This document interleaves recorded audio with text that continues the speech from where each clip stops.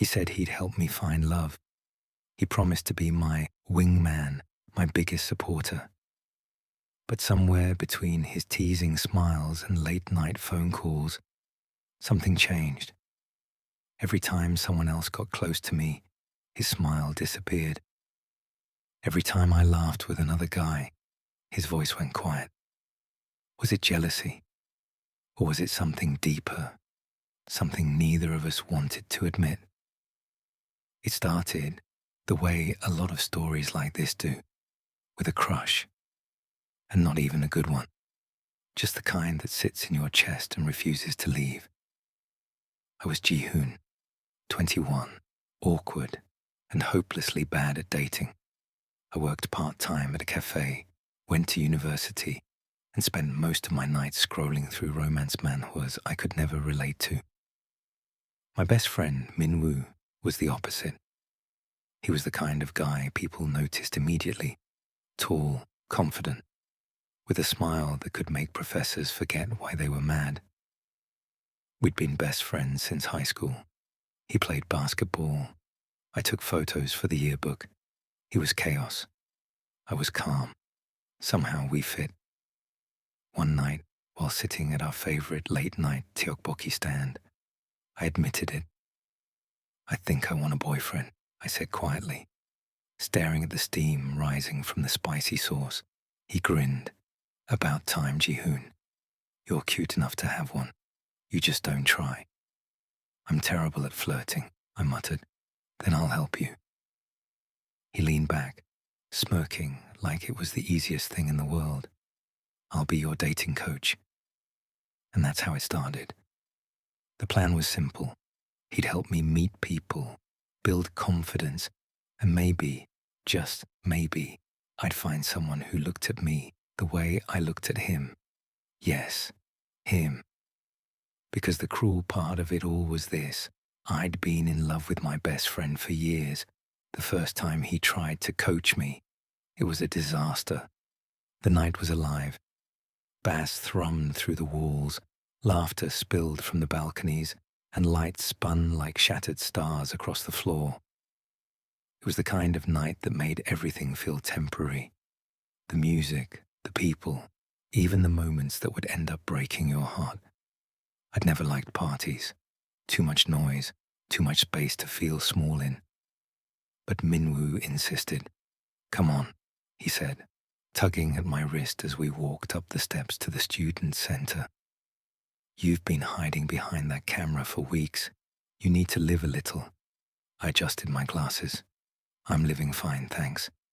"Ji-hoon," he said with a mock seriousness, "tonight you're not the shy photographer. You're the main character." I rolled my eyes. I'm not sure main characters sweat this much before walking in. He laughed, and the sound, loud, easy, familiar, cut through the hum of the night. It always amazed me how effortlessly he fit into every place he walked into. People gravitated toward him. He didn't even have to try. And then there was me, quiet, small, the shadow just a step behind him. Inside, the party was chaos. Music thudded in the air. Bodies moved like waves.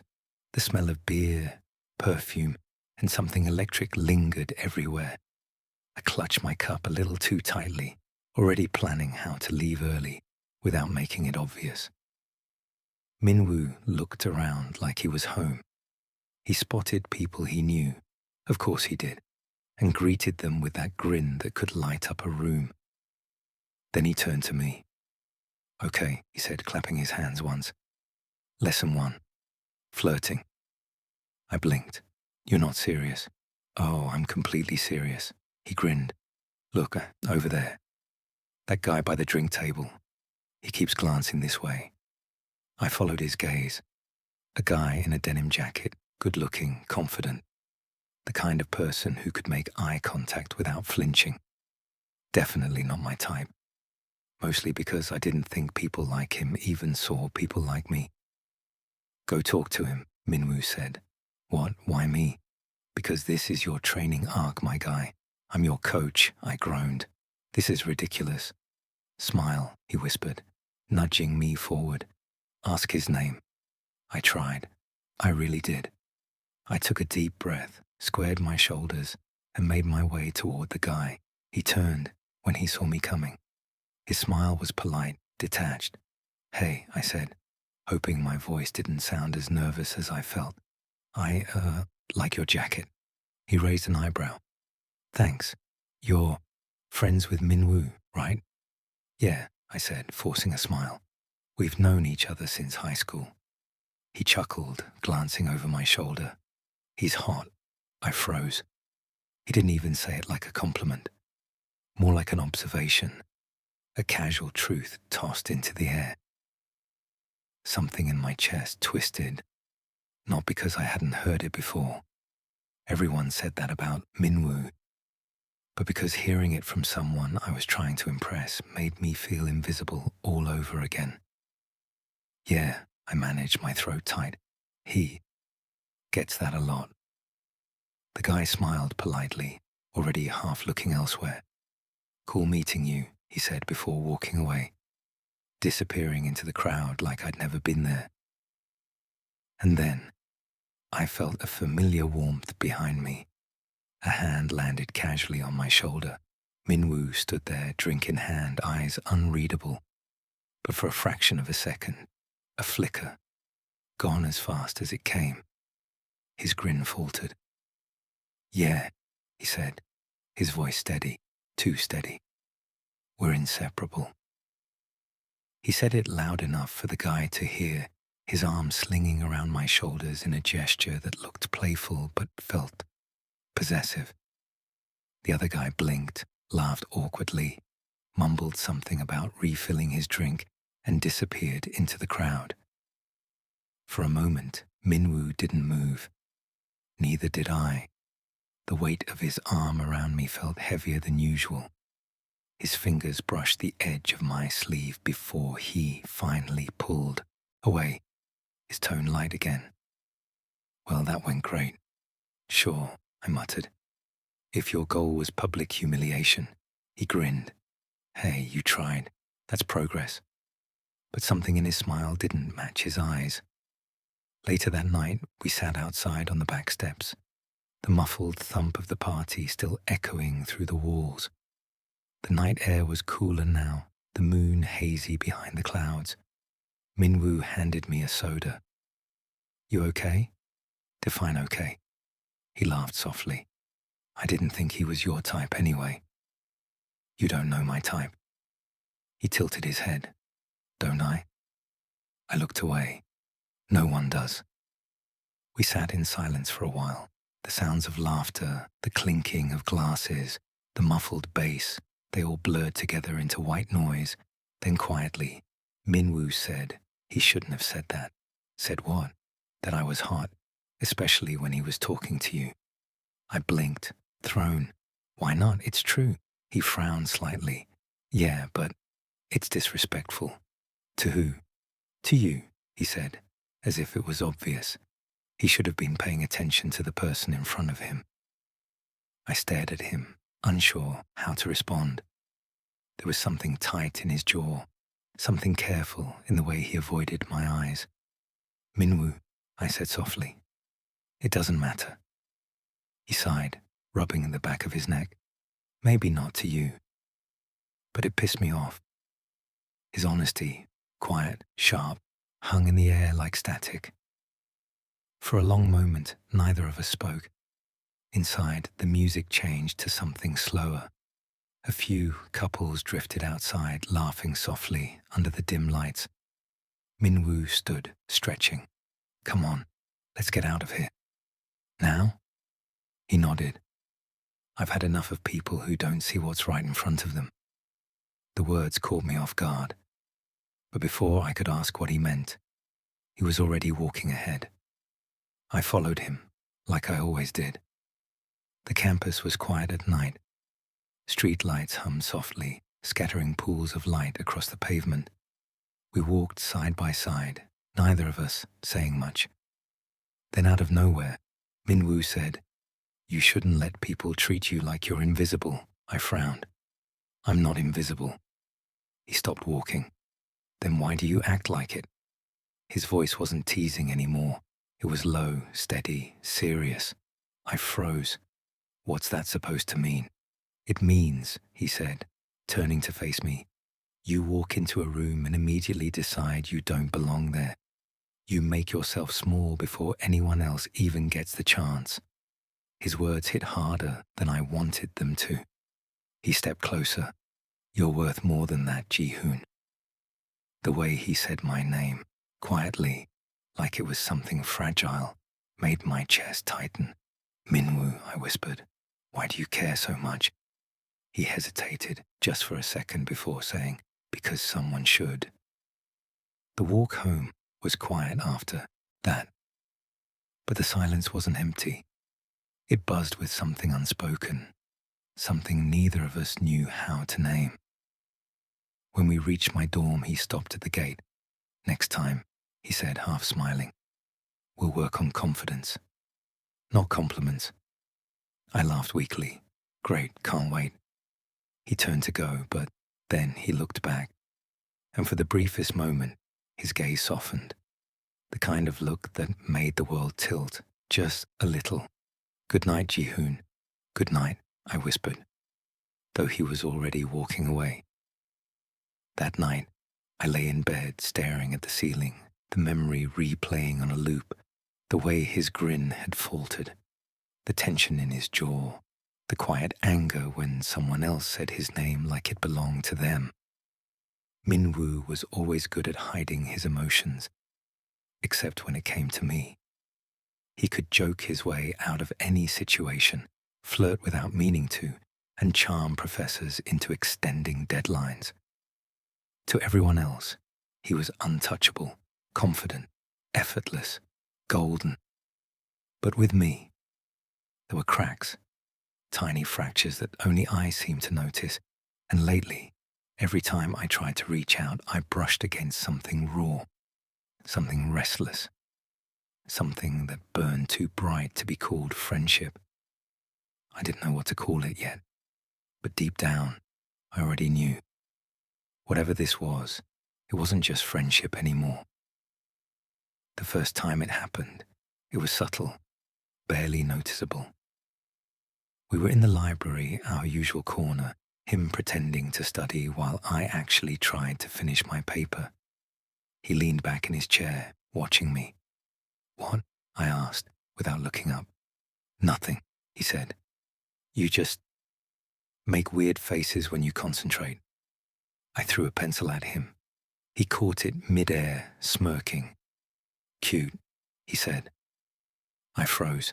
He didn't. He just went right back to flipping through his notes like he hadn't dropped a bomb in the middle of my chest. That was Minwoo, always saying too much and pretending he didn't mean it.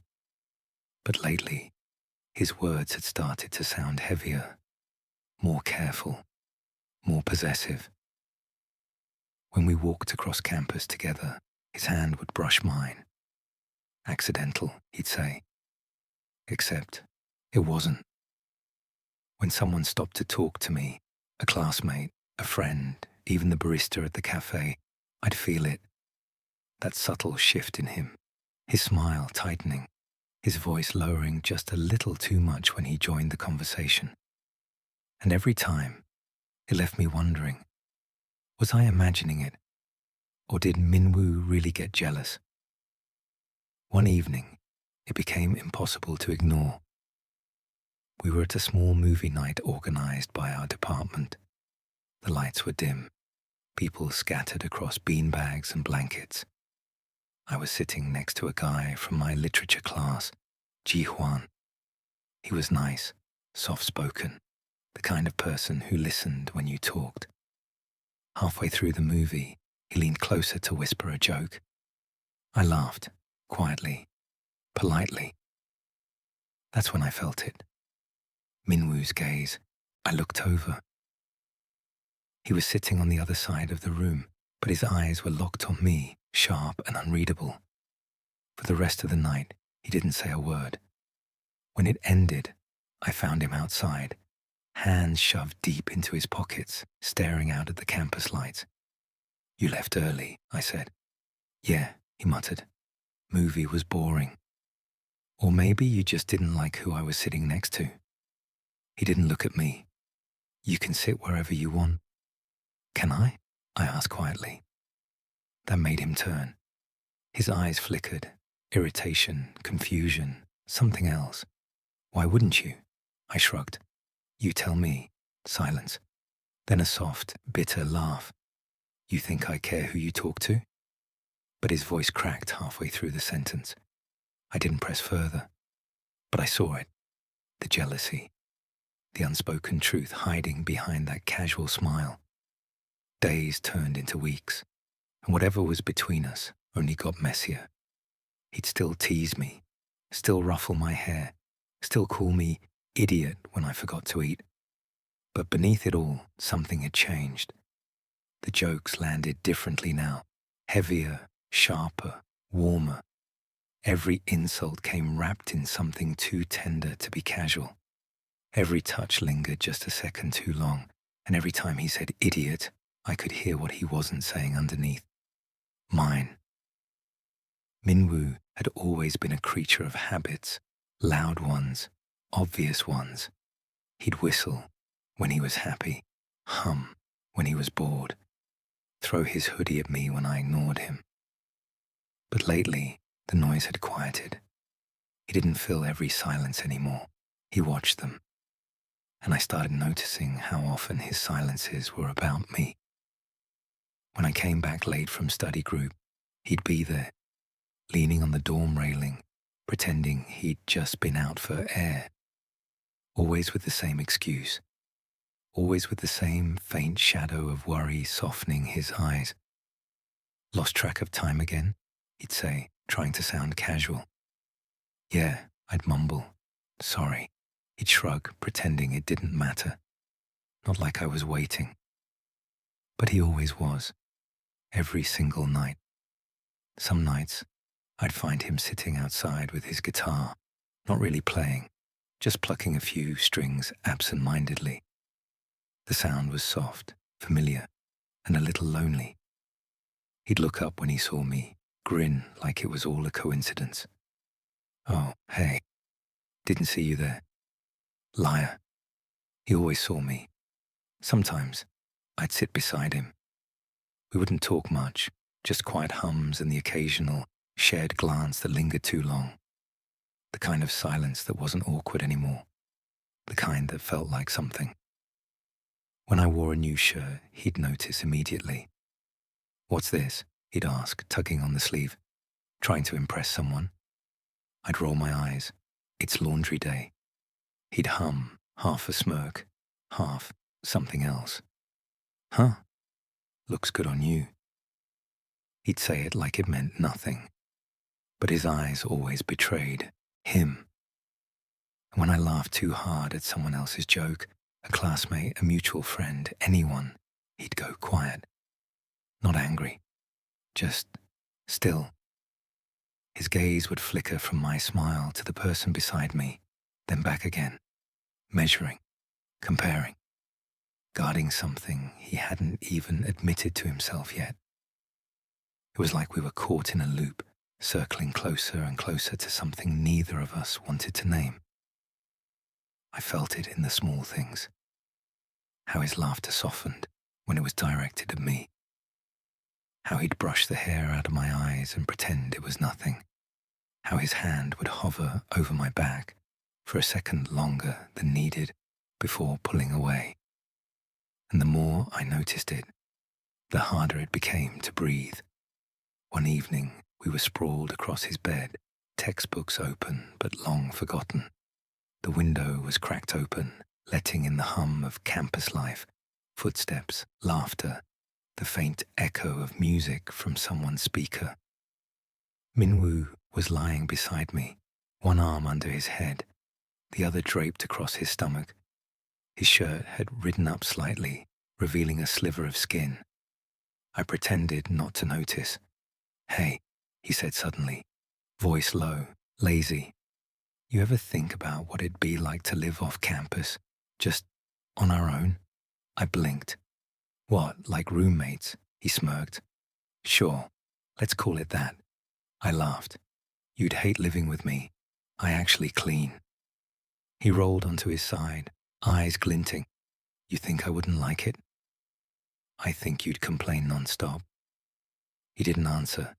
He just kept looking at me, gaze steady, unreadable. Then softly, you'd still put up with me though, right? My chest tightened. I already do. For a second, neither of us breathed. Then he laughed, breaking the tension. But his voice was just a little too shaky to hide what he felt. After that night, things only got worse. Or better. I couldn't tell. Everything he did seemed loaded now. When he brushed past me in the hallway, my skin would buzz where his arm grazed mine. When he leaned close to whisper something in class, my pulse stuttered. We were dancing on a line so thin it could break at any second, and both of us knew it. The next weekend, we went grocery shopping together. A normal thing, something we'd done 100 times before. But that day, the air between us was different. He followed me down the aisles making jokes, stealing snacks off the shelves and tossing them into the cart. At one point, I stopped to grab instant noodles, and he leaned in too close, his chin nearly resting on my shoulder. Too close, I muttered. He didn't move back. Too shy, he whispered. I turned, our faces inches apart. For one dizzying moment, the world narrowed to the space between us, the sound of his breath, the warmth radiating off him. Then he pulled away, smirking like nothing had happened. Relax, idiot. You're red. He wasn't wrong. Later that night, I found myself replaying it in my head. The closeness, the teasing, the way he said idiot, like it was the only word he trusted with my name. It was maddening. I wanted to stop thinking about him, but everything I did reminded me of him. Even when he wasn't around, he was everywhere. A few days later, it rained. Campus emptied early, the sky darkening into bruised shades of grey. I was running back to the dorm when I saw him, standing under the dorm's canopy, waiting. He was soaked, his hair plastered to his forehead, droplets clinging to his lashes. Were you outside this whole time? I asked, panting. He shrugged. Didn't want you walking alone. My breath caught. You could have texted. He looked away. Yeah, didn't think of it. Liar. He'd thought of it. He just didn't know how to explain why he couldn't not wait. Without thinking, I reached up and brushed the wet strands from his forehead. My fingers lingered. Too long. Too soft. His breath hitched. The world around us blurred, rain falling, streetlights glowing, the scent of something electric between us. For a second, I thought he'd kiss me, but he didn't. He just whispered, "You'll catch a cold, idiot," and walked past me into the dorm. And somehow, that hurt more than anything else could have. After that, we stopped pretending we didn't notice. Our conversations got quieter. Our glances got longer. We were orbiting the same unspoken truth, both terrified to land. I'd catch him staring sometimes, across the cafeteria, in class, even from his bed when he thought I was asleep. And each time, I wanted to ask, why? What are we doing? But the words would die in my throat. Because I already knew the answer. We were both waiting for the other to break the silence first. Then one night, it almost happened. We were studying again, or pretending to. The lamp cast a soft gold light across his desk, his face half-shadowed, his eyes distant. "You've been weird lately," I said. He raised an eyebrow. "Weird? Yeah, quieter, moodier. Jealouser." He chuckled. "Jealouser isn't a word. It fits you." He looked up then, and whatever he'd been trying to hide flashed across his face quick and raw. "Maybe I am," he said quietly. I froze. "Maybe you're what?" "Jealous." The word hung there, trembling in the air. I tried to laugh, to turn it into a joke. "Of what? My grades?" but his gaze didn't waver. Of anyone who gets more of your time than I do. The world tilted. He leaned back in his chair, exhaling slowly. Forget I said that. I can't, I whispered. He met my eyes then, really met them. And for the first time, there was no teasing in his voice when he said my name. Jihoon, just that. My name, heavy with everything we hadn't said. I didn't move. I couldn't. The clock ticked softly between us. He stood up, slowly, like he was moving through water, and brushed past me to the door. Good night, he murmured. And then he was gone, leaving me there with my heart in my throat and the echo of his voice replaying over and over in my head. That night, I realized something I'd been too afraid to admit. He didn't just care about me. He wanted me, fiercely, quietly, selfishly. And maybe I wanted him too. But we were still circling, still afraid to collide. Because we both knew, once we crossed that line, nothing would ever be the same again. Sometimes love doesn't start with confessions or kisses. Sometimes it begins with waiting, under rain-soaked dorm lights, in quiet laughter, in the spaces between words left unsaid. And when you're caught in that loop, circling someone again and again, maybe it's not fear that keeps you from speaking. Maybe it's the hope that if you circle long enough, they'll meet you halfway. Then came the night that shattered everything. A Friday, the biggest campus party of the semester. He'd insisted we go together. For fun, he said. But the moment we walked in, he disappeared into the crowd, surrounded by friends and strangers alike. I tried to follow, but he blended too easily, smiling, joking, moving, like he belonged everywhere. And for the first time, I realized how different we were. He was the sun. I was just one of the many things that orbited him. I found him later, leaning against a wall, a drink in hand, laughing with someone else, someone taller, prettier, confident. And for the first time, I felt what he must have felt watching me flirt with others. Jealousy, burning, raw. So I walked up to him. Hey, I said. He turned. His smile faltered. Jihoon. There was a heartbeat of silence. The air between us tightened. You having fun? I asked. Yeah, you? Trying to. He looked at me for a moment, eyes narrowing slightly. You look mad. I'm not mad, I said too quickly. He smirked. You are, I can tell. Maybe I just don't like watching my best friend flirt with strangers. Something dark flickered in his gaze. Oh, so now you know how it feels? I froze. What's that supposed to mean? He set his drink down, stepped closer, close enough that I could smell the faint citrus of his cologne. You keep acting like you don't notice, he said quietly, like you don't see it. Every time someone looks at you, He exhaled sharply, shaking his head. Forget it. Minwoo. Do you like him? I blinked. Who? The guy from literature class. The one who makes you laugh like that. What does it matter if I do? Because it does, he snapped. Then instantly looked like he regretted it.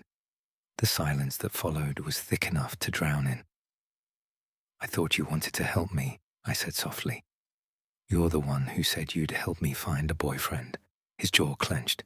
Yeah, well, maybe I didn't think it through. Why? He hesitated, just for a moment. Then his voice dropped, low and almost trembling. Because every time someone flirts with you, I want to kill them.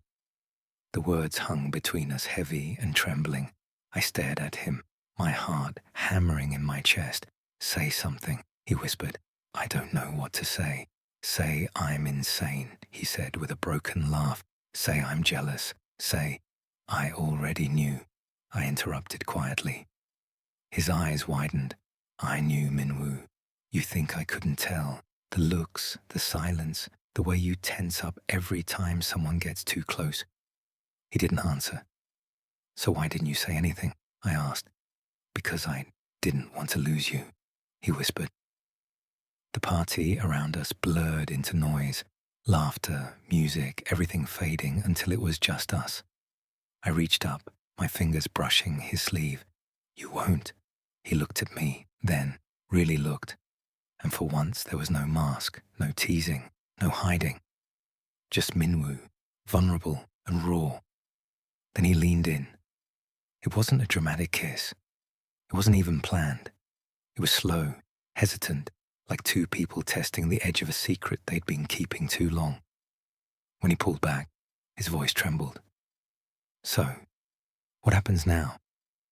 I smiled faintly. Maybe we stop pretending. That night didn't fix everything. We still argued, still misunderstood each other, still stumbled our way through whatever this was. But something had changed. The next morning, he texted, "Coffee? No flirting allowed." I sent back, "No promises." He replied with a heart emoji, his first ever. And maybe that's how love really starts.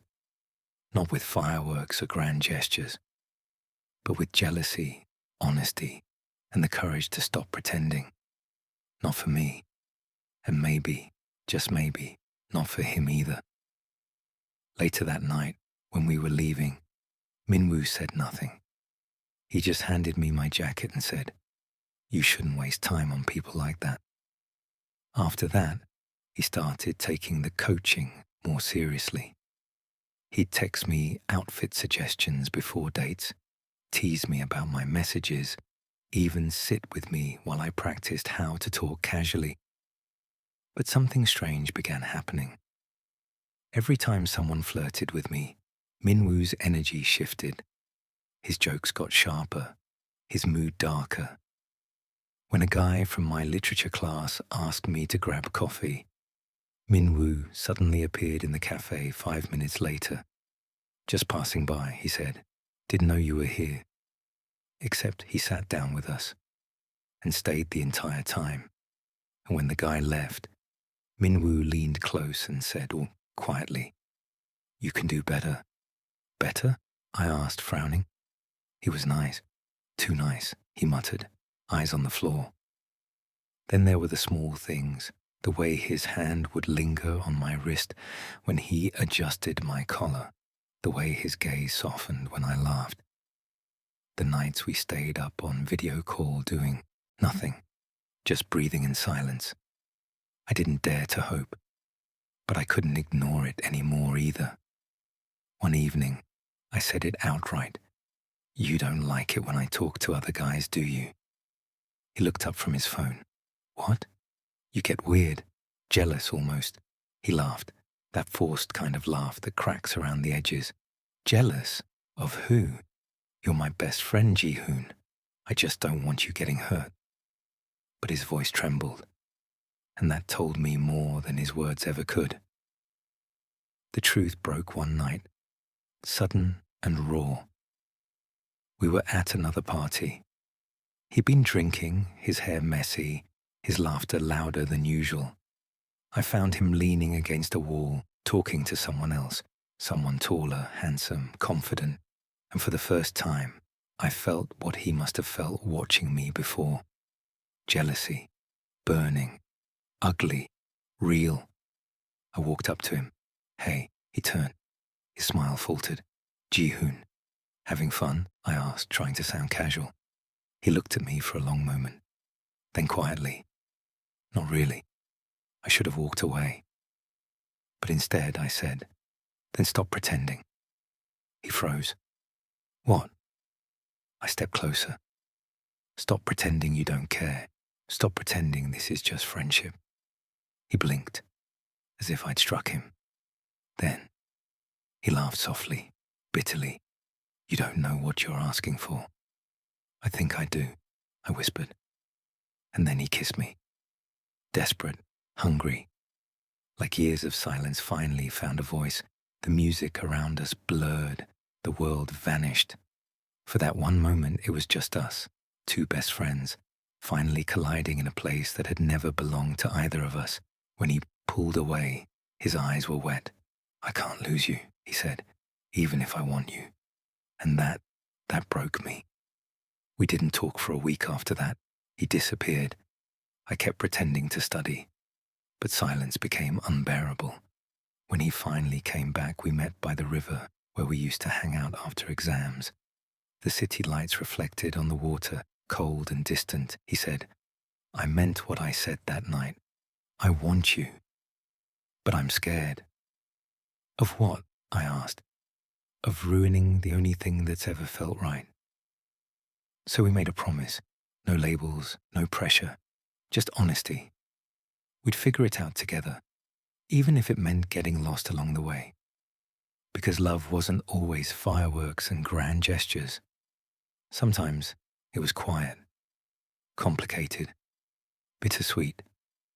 And as I watched him smile, really smile this time, I realized I didn't need a boyfriend anymore.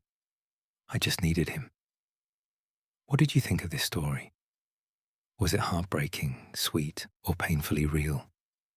Comment your thoughts below and tell us what kind of ending you'd want for Ji-hoon and Minwoo. Subscribe for more BL story breakdowns, yaoi manhwa summaries, and emotional friends to lovers BL tales. Check the description for full links and more BL recommendations.